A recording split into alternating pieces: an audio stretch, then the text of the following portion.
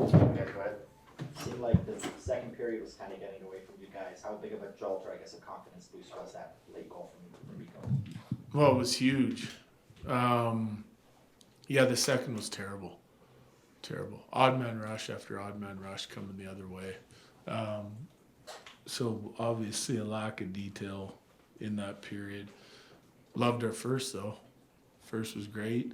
To come out of that 2-2 didn't feel great. You know, it reminded me of the game in Chicago where we had a really good period and ended up 2-2, but it can happen. I think, you know, guys dug in. The power play was huge tonight, and obviously our top guys had a night. I mean, they were exceptional. Coach, you mentioned the second period lull. It seemed like Alexander Georgiev really kind of held you guys in during that second period. What did you kind of think of his night?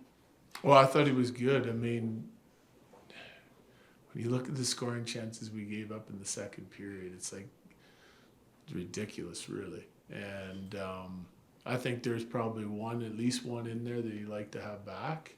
But then he makes a bunch of big saves and holds us in at the end. Like we get into penalty trouble at the end, and you know they're pushing hard. We're working as hard as we can. They sustain some time. 2 penalty kills in a row, 6 on 5, and he makes all the big saves and keeps it out of the net. So he battled for that win. MacKinnon was kind of ho-hum after his big night, 300th goal, 4 goals. What do you think about him kind of putting on a Superman cape tonight? Well, I mean, after the second period and the way it was going, I mean, even the start, like, I mean, he's playing out of his mind right now, in my opinion. And that we're asking that top line to do a lot right now. And they're following through, you know. I mean, Val had 29 minutes of ice time as a forward tonight, 29 and change. I mean, they're doing it all. Val did it all. Power play, penalty kill. Mac gets 4 goals. Mikko gets 2. Yeah, I think they're probably a little frustrated with the way we played in the second as well, but yet especially tonight, they respond and just keep working and doing whatever they can do to drag us out of the mud, and they did. Coach, does that second period performance take anything away from this win? No, we need to win. I mean, you need the points, you know, like it's not always going to be perfect, but it just shows me we got a lot to work on. Coach, Nico had said that the meeting this morning was very impactful. I mean, he's obviously already been producing, but what does that say for the effect of the rest of the team? I think like I know those guys, especially those guys, because we've been together a long time and they care.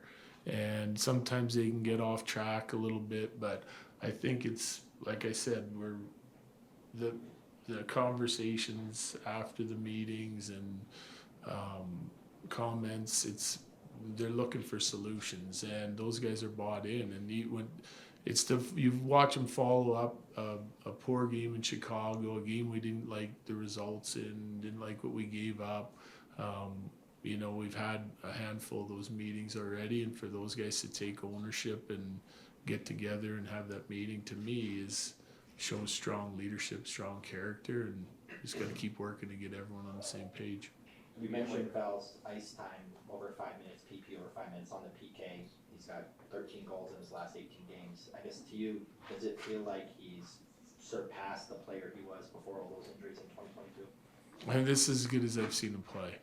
Yeah, I mean, he was like that cup run playoffs, that time of year, that sets the standard of probably the best I've ever seen Val play, but this is right there with it, you know, for this long a stretch. 17 games in a row for a point. With point for Nate, is he the best player in the world right now from what you can tell?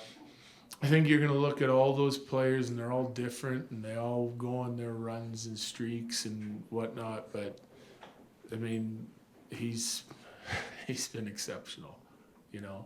And I've seen him, you know, play amazing games without contributing as much offensively, but you know, playoffs, different assignments, his buy-in, which for me I think is really important, that you're able to be flexible and do whatever the team needs you to do to win as a leader. And right now we need those guys to help produce offense, and he's done it for 17 games in a row.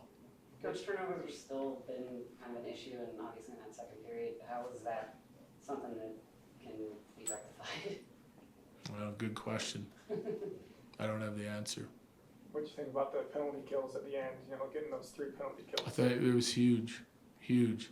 And to be honest with you, I mean, those guys, they work. Well, we obviously made a huge mistake on the first goal. Like, it's a backdoor tap in through the seam. But, you know, some of our penalty killers in the box, running the short bench during that time, I thought they were highly competitive. You know, it wasn't always perfect, and they were battling through some stuff too. Like, I feel like they probably had minimum 3 penalties, blatant penalties, while we're killing penalties. I think that's, you know, and they're still fighting through it to keep the puck out of the net. I think that's huge. Couple last ones. 29 minutes. I mean, you probably don't want to play him that much. So what do you kind of need to see No. from everyone else to? I guess, More. I need to see more. But we're playing to win. I'll play him 39 minutes if I have to. Is there concern in a game like this where you're getting production from the top guys, top line, they're going, but not much else from the Well, rest? like I said before, we got lots to work on. You know, if we're not going to score, we better be better defensively than we were in the second. Good to have stuff to work on in a win, though. What's that? Good to have Yeah, stuff to no, work on in a win. absolutely. We'd rather be working on stuff after a win than after a loss. All right, thanks, Jared. Thank you. Thanks, Heather.